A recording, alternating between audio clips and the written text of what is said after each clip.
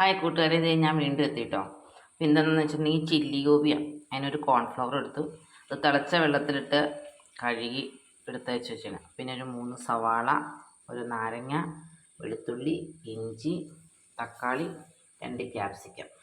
പിന്നെ വേണ്ടത് മുളക് പൊടി, കുരുമുളക് പൊടി. ഇനി കോൺഫ്ലവർ വേണം, സോസുകളെല്ലാം വേണം, മഞ്ഞൾപ്പൊടിയും വേണം, ഉപ്പും വേണം. അപ്പോൾ ഇതെല്ലാം കൂടെ ചേർത്ത് വെക്കട്ടെ കേട്ടോ. ഇത് അങ്ങനെ മുളക് പൊടി, കുരുമുളക്, മഞ്ഞൾപ്പൊടി, കോൺഫ്ലവർ, ഉപ്പ്, നാരങ്ങാനീര് ഇവയൊക്കെ ചേർത്ത് തിരുമ്മി വെച്ചിരിക്കുക. ഉണ്ടോ?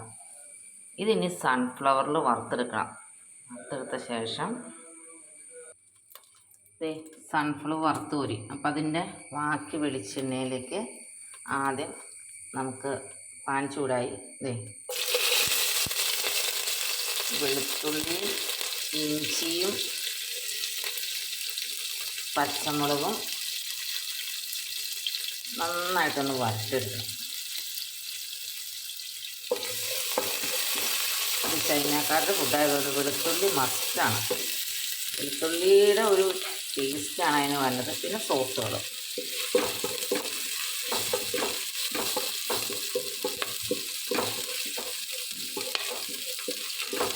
നന്നായിട്ടൊരു മൂത്ത മണം വന്ന് കഴിയുമ്പോഴാണ് നമ്മൾ തക്കാളി, ക്യാപ്സിക്കവും സവാളയും പിന്നെ അവസാനം ചേർക്കാനുള്ളതാണ് മല്ലിയിലയും പുതിനയിലയും.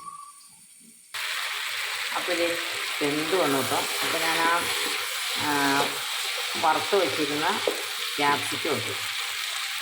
ഇനി ഇച്ചിരി സോയാ സോസ് ഇച്ചിരി ചേർത്താൽ മതി.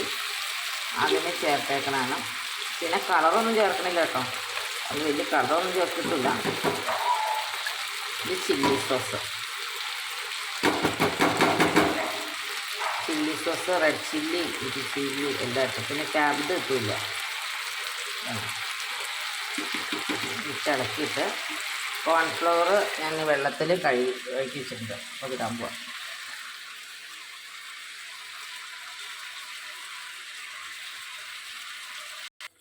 അങ്ങനെ ചില്ലി ഗോപിയിൽ ഞാൻ ആ കോൺഫ്ലവർ വെള്ളത്തിൽ കലക്കി വെച്ചത് ചേർത്തു. പിന്നെ ഞാൻ എന്നെ ചെയ്യണമെങ്കിൽ തിളപ്പിച്ച വെള്ളമില്ലേ അതങ്ങ് ചേർക്കുക. അപ്പോൾ ഒരു ചെറിയ ലിക്വിഡ് പോലെ എന്നാലേ ചപ്പാത്തിക്കൊക്കെ കഴിക്കാൻ പറ്റത്തുള്ളൂ.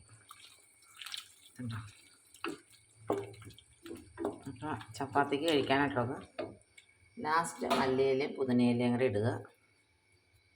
പിന്നെ ഇത്തിരി മധുരത്തിന് ഇത്തിരി ഹണി, പഞ്ചസാര ചേർക്കുന്നവരുണ്ട്, ഞാനും ഇച്ചിരി ഹണിയെ ചേർക്കും.